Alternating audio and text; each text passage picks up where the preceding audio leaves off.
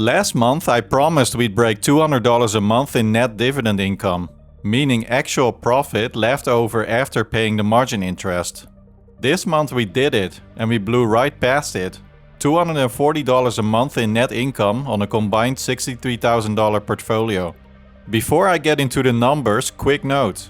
You might notice I'm using a different tool to track my portfolio this week. This is FrostDeck. I'm a software engineer by day and I built this myself because I couldn't find a tracker that did what I actually needed. Most trackers can't handle margin. They don't calculate your true net income after interest. They can tag section 1256 or return of capital distributions. And none of them give you a combined view across multiple portfolios. FrostDeck does all of it. I'm opening up a private beta soon. Everyone on the waitlist gets founding member pricing locked in for life. Links in the description. Now let's get into this month's numbers. First, some context. The past 2 weeks the market has been green. The S&P recovered significantly from the lows we hit a few weeks ago, driven by easing geopolitical tensions.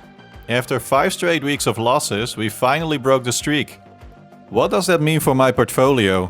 The portfolio value went up, but more importantly for this strategy, my margin LTV came down naturally as the collateral value increased. That gave me room to keep depositing aggressively without pushing LTV above my 30% ceiling. Let's look at the full picture. My combined M1 Finance portfolios are now sitting at 63,781. That's main at 35,222 and income at 28,558. This is up significantly from the 53,000 combined balance I showed in my last update.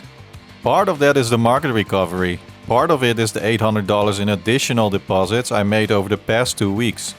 The income portfolio grew more than the main portfolio this period, because that's where the bulk of my deposits are going. The main portfolio is just here to provide margin collateral. It's doing its job. Now let's check the margin status. This is where I have to be disciplined. My personal ceiling is 30% LTV on both portfolios. Main is at 27%, $9,500 borrowed against $35,222 in collateral. Income is at 27.3%, $7,800 borrowed against $28,558.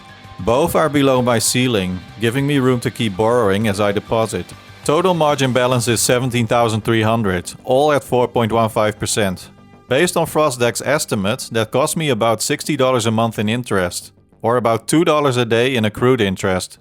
Compared to my last update 3 weeks ago, the LTV actually came down slightly on both portfolios, even though I added $800 more in margin debt. That's the power of the market recovery.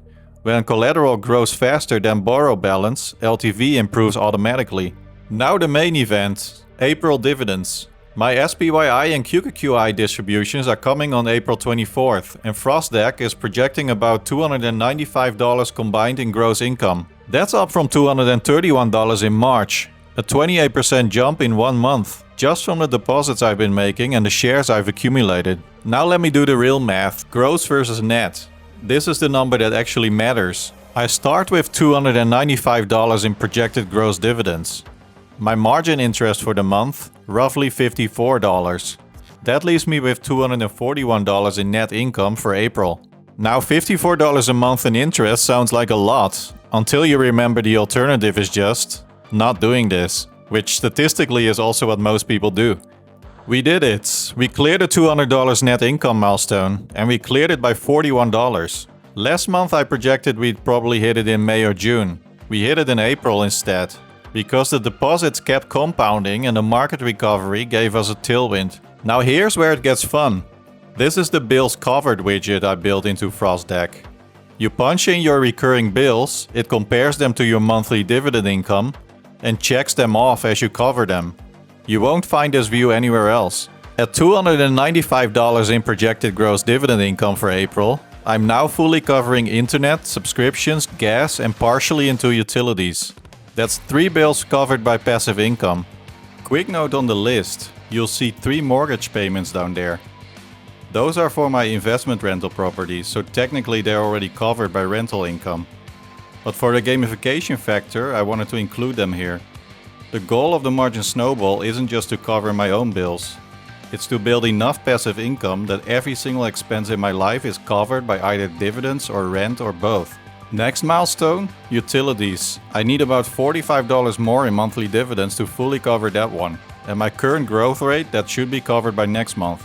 Now let me zoom out. This is the income ladder. 12 months of past dividend income on the left, 12 months of projected income on the right.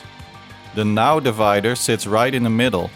12 months ago I wasn't earning anything from these portfolios. March was my best actual month at $232. And that trailing 12 months totals out to $1,045. And here's where it gets interesting. I built this settings panel into the income ladder so you can model your actual plan. I've set my monthly contribution to $800, which is roughly $200 a week, matching what I'm actually depositing. And I've got DRIP turned on, which means every dollar of dividend income gets reinvested back into the portfolio. With those assumptions, the next 12 months are projected to generate $4,414 in dividend income. That's a 322% increase over the trailing 12 months. And that's the entire point of this strategy. Not the dividends I'm earning right now, but a trajectory.